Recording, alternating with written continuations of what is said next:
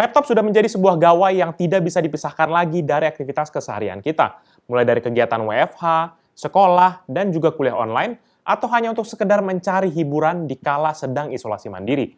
Nah, kali ini Pichel kembali kedatangan sebuah laptop jadul second non berkelas dari brand yang cukup populer pada masanya, yaitu Panasonic. Seperti apa detailnya?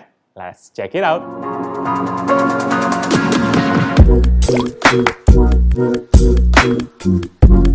Halo guys, balik lagi bersama Pichel dan kali ini kita akan kembali membahas lagi sebuah laptop jadul kelas productivity dari brand Panasonic, yaitu Panasonic CF-SX3. Laptop yang bisa dibilang enteng banget ini tuh memiliki spesifikasi sebagai berikut. Prosesor Intel generasi keempat yaitu Core i5 4300U, RAM 4GB DDR3L single channel 1,6 GHz, storage Toshiba hard disk drive 2,5 inci dengan kapasitas 320GB 5400 RPM, integrated GPU Intel HD Graphic 4400 dengan shared memory sebesar 1GB, layar TFT LED panel 12,1 inci 8 bit dengan resolusi 1600x900 atau HD+, dengan refresh rate sebesar 60 Hz.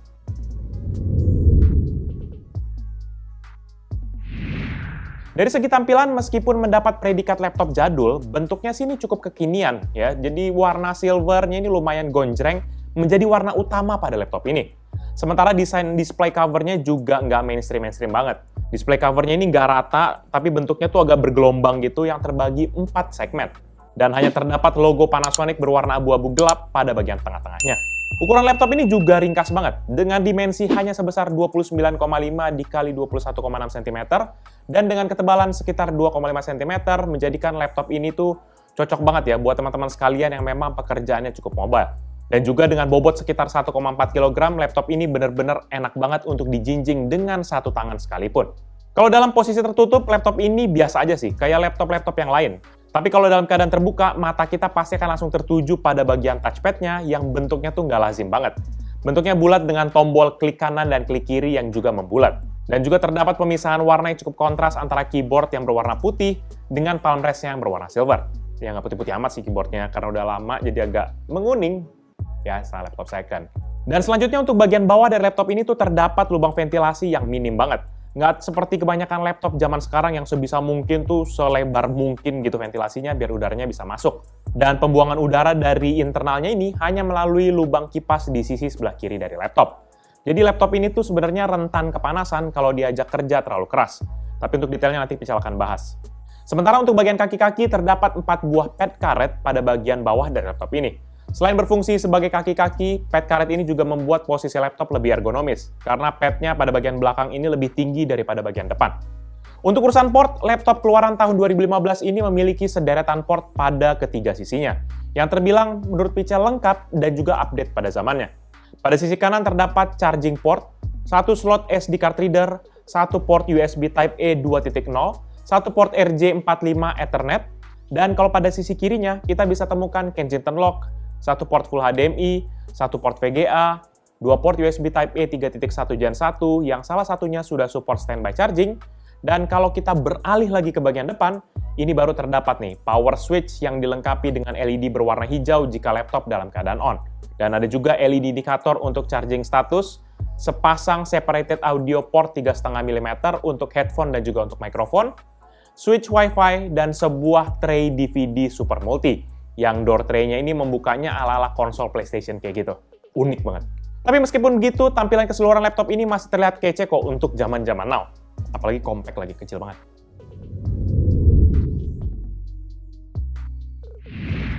Pada bagian layar, laptop ini menurut Pichel nggak memiliki keistimewaan apapun, baik dari segi fitur maupun build quality-nya.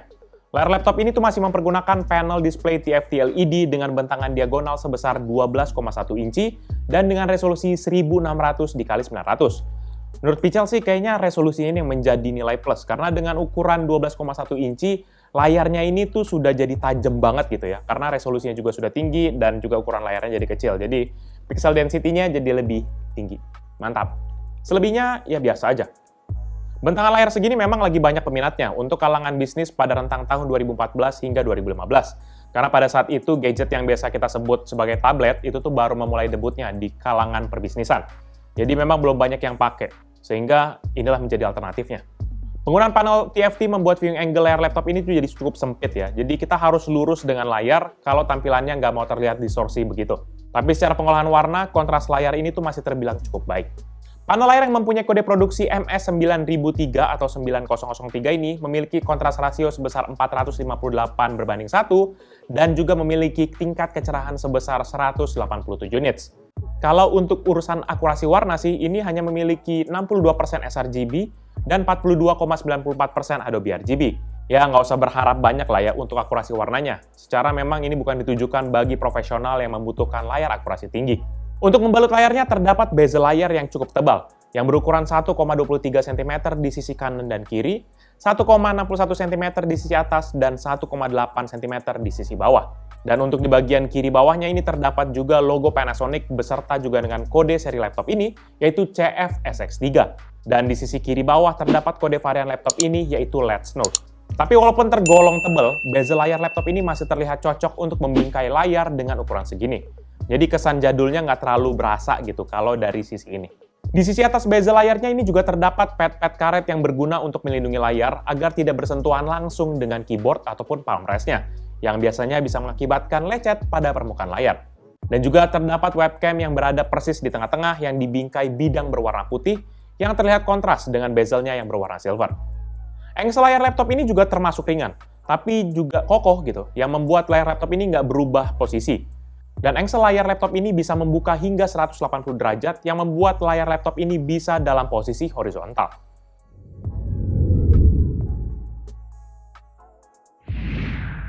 Lanjut ke bagian input device, laptop ini hanya memiliki dua input device seperti laptop pada umumnya.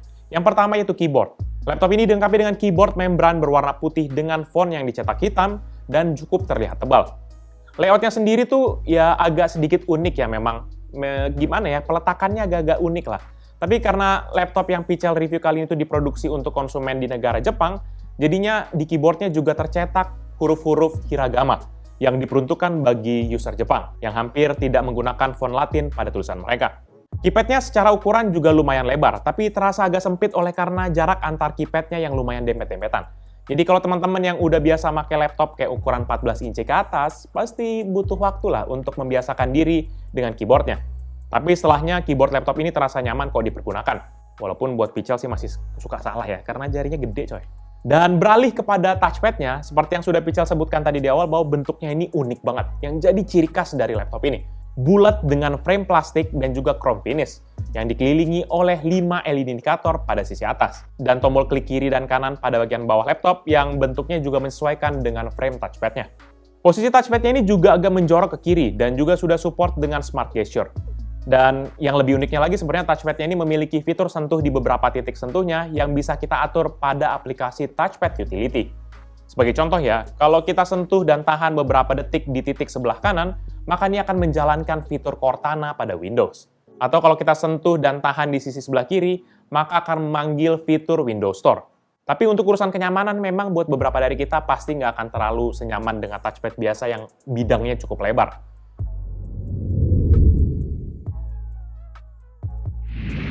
Selanjutnya di bagian performa, laptop Panasonic CF-SX3 ini ditenagai oleh prosesor dari Intel generasi keempat, yaitu Intel Core i5 4300U yang memiliki arsitektur 22 nanometer.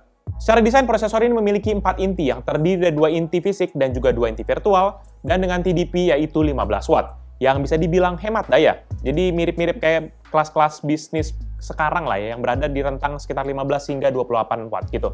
Dan untuk frekuensinya sendiri, laptop ini memiliki base frekuensi di 2,4 GHz yang bisa di-boost frekuensinya hingga 2,8 GHz.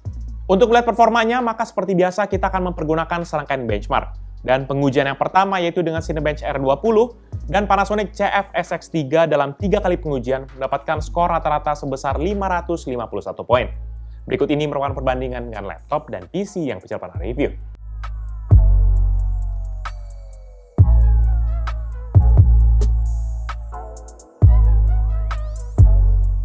Untuk rendering tes BMW di aplikasi Blender, laptop ini dapat menyelesaikan 1 frame dalam 3 kali pengujian dengan waktu rata-rata 35 menit 48 detik untuk konfigurasi CPU tes dan 36 menit 31 detik untuk GPU tes. Berikut ini merupakan perbandingan dengan laptop dan PC yang Pichel pernah review.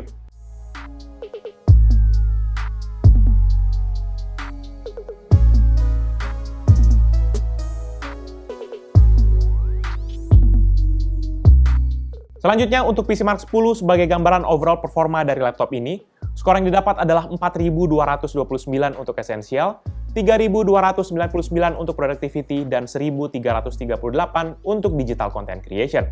Sehingga secara rata-rata laptop ini mendapatkan skor sebesar 1.901.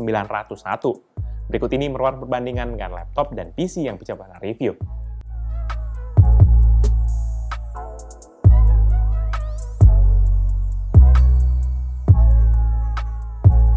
Di bagian grafis, laptop ini hanya mempergunakan integrated GPU yaitu Intel HD Graphics 4400 dengan shared memory default sebesar 1 GB yang akan menyesuaikan tergantung kebutuhan. Untuk melihat performa GPU-nya, kita akan jalankan 3D Mark x Pi dan hasilnya untuk grafik mendapatkan skor 123 dan CPU skor sebesar 1004, sehingga secara rata-rata mendapatkan skor 141. Berikut ini merupakan perbandingan dengan laptop dan PC yang Pical pernah review.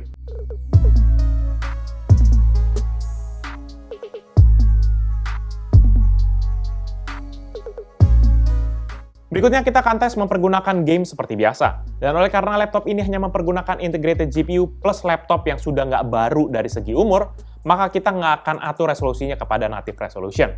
Yang pertama GTA 5, dengan resolusi 800x600 dengan setting low, average frame rate yang didapat adalah 14,1 dengan maksimum 30,3 dan minimum 0,0 fps. Untuk CSGO dengan resolusi 800x600 dan setting low, average frame rate di 19,0 dengan maksimum 29,4 dan minimum 0,2 fps. Untuk Dota 2 dengan resolusi 800x600 dan setting fastest, average frame rate di 43,2 dengan maksimum 61,9 dan minimum 29,7 fps. Untuk Pro Evolution Soccer 2021 dengan resolusi 1280x720 dan setting low, average frame rate di 12,4 dengan maksimum 17,7 dan minimum 9,3 fps. Dan yang terakhir yaitu The Sims 4 dengan resolusi 1280x720 dan setting low, average frame rate di 91,0 dengan maksimum 117,7 dan minimum 2,2 fps. Ya, segitu aja sih game dari tes list Pical yang biasanya Pical buat panjang gitu ya. Ini yang berhasil dijalankan pada laptop ini. Selebihnya untuk game seperti Apex Legends, FIFA 19, NFS Hit, Valorant, dan juga Genshin Impact sama sekali nggak bisa dijalankan. Bahkan dengan setting paling rendah sekalipun. Sebenarnya kalau misalnya menurut Pical ya, kalau kita naikin RAM-nya minimal ke 8 GB, bisa jadi ada beberapa game yang jadi bisa jalan gitu. Tapi ini karena cuma 4 GB dan single channel, ya banyak yang nggak bisa jalan. Oh iya, game-game yang berhasil dijalankan tadi itu semuanya harus menggunakan Windows Mode. Nggak bisa full screen gitu. Karena kalau kita mempergunakan mode full screen, game itu tuh akan mengalami glitch yang bakalan ganggu banget.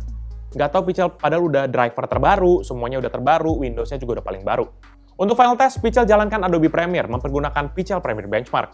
Dan hasilnya, laptop ini berhasil merender project 15 klip 4K dengan format H264 dan juga preset high quality 4K dalam waktu 36 menit 44 detik. Berikut ini merupakan perbandingan dengan laptop dan PC yang Pical pernah review.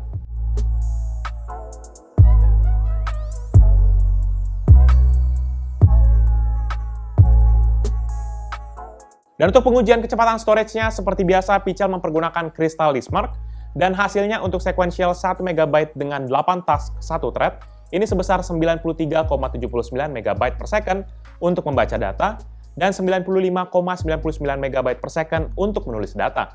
Sedangkan untuk urusan data kecil random 4 KB dengan 1 task 1 thread, ada di 0,51 MB per second untuk membaca data, dan 1,2 MB per second untuk menulis data. Secara garis besar sih harusnya teman-teman udah tahu ya bagaimana gambaran performa dari laptop ini. Kalau dari urusan komputasi standar, prosesornya ini masih sanggup banget sih sebenarnya diajak untuk kerjasama. Tapi kalau sudah masuk ke urusan yang berhubungan dengan grafis gitu ya, laptop ini tuh ya cocok banget lah buat teman-teman yang lagi menguji kesabarannya, yang lagi pengen banget nguji sampai sejauh mana kesabarannya. Karena ya memang nguji banget gitu, kayak kita harus banyak kayak aduh sabar gitu. Tapi kalau mau aman sih mendingan dipakainya yang normal-normal aja, kayak office, browsing, segala macam, nonton-nonton film harusnya sih oke-oke aja. Fokus kepada area pendinginan, laptop ini hanya dilengkapi dengan sebuah kipas yang bertugas membuang udara dari internal dan dihembuskan via exhaust yang ada di sisi kanan dari laptop. Dan sepengamatan Pical, laptop ini nggak memiliki ventilasi udara yang cukup optimum di dalam bodi laptopnya.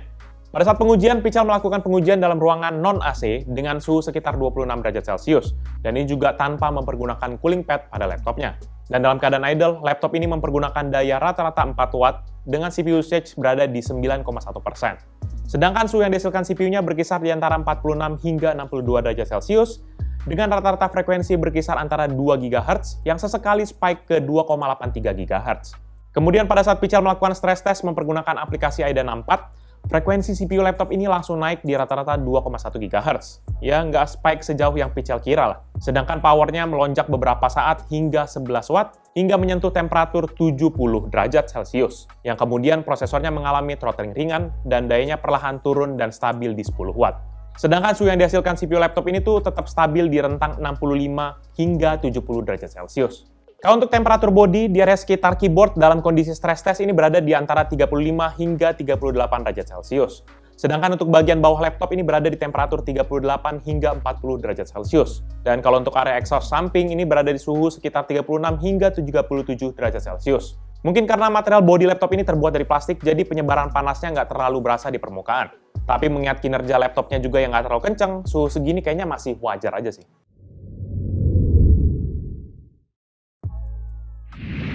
Di bagian audio, laptop Panasonic CF-SX3 ini tuh hanya dilengkapi dengan sebuah speaker mono yang diletakkan menghadap ke bagian atas, dan ini berada pada sisi keyboard sebelah kanan.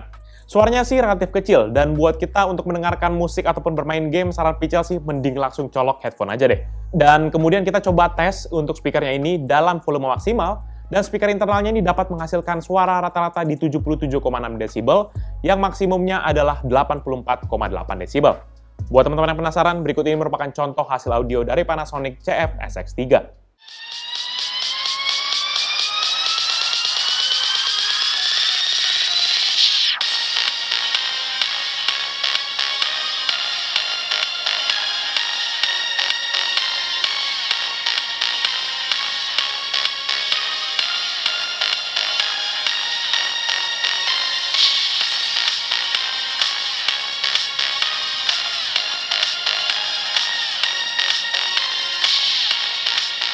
Urusan webcam, kamera yang disematkan pada laptop ini lumayan bagus juga.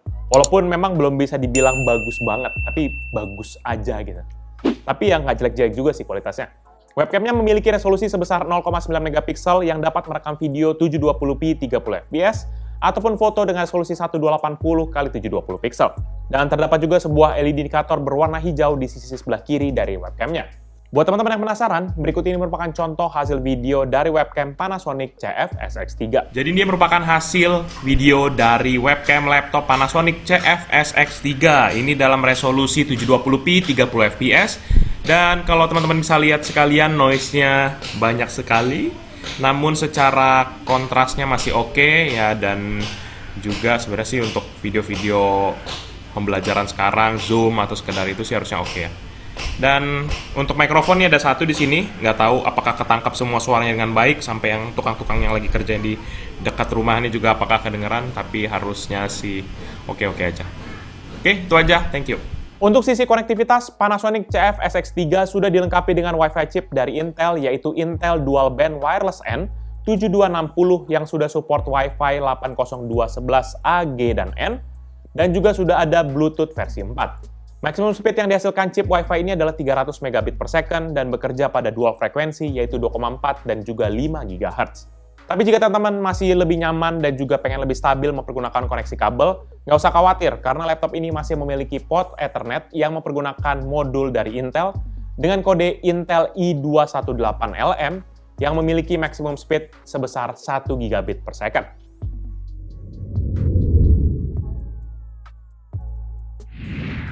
Selanjutnya di bagian baterai, laptop ini mempergunakan baterai berjenis lithium-ion dengan kapasitas 93.000 mWh yang bisa kita cabut pasang tanpa membongkar akan backdoor dari laptopnya.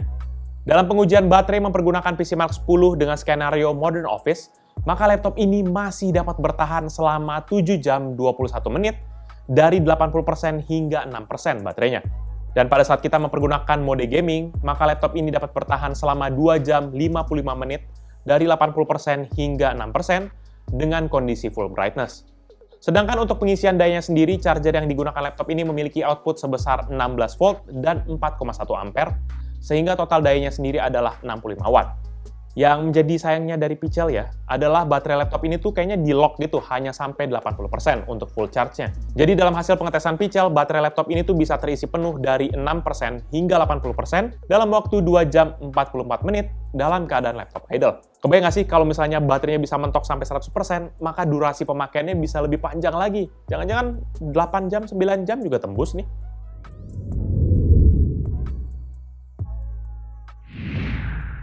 Terakhir untuk urusan upgrade, Panasonic CF-SX3 memiliki opsi upgrade yang cukup terbatas di bagian storage. Hanya terdapat satu buah port SATA yang saat ini sedang digunakan oleh harddisk SATA 2,5 inci. Jadi kalau teman-teman mau upgrade storage, pilihannya hanya mengganti harddisk yang ada saat ini terpasang. Sedangkan pada sisi memori terdapat dua slot DDR3L yang saat ini sudah terisi satu keping DDR3L sebesar 4 GB.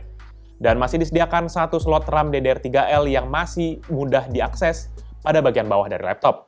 Sebenarnya yang 4 GB ini tuh ya, kalau misalnya teman-teman mau upgrade dengan skema dual channel, ini tuh akan sangat kerepotan, karena slot yang satu lagi tuh berada di bagian dalam dari bodi laptop ini. Jadi kalau misalnya kayak motherboard, itu tuh di sisi sebaliknya gitu. Jadi kita harus bongkar dulu keseluruhan dari bodi laptopnya, baru kita bisa akses kepada slot RAM yang 4 GB yang ada di pertama gitu.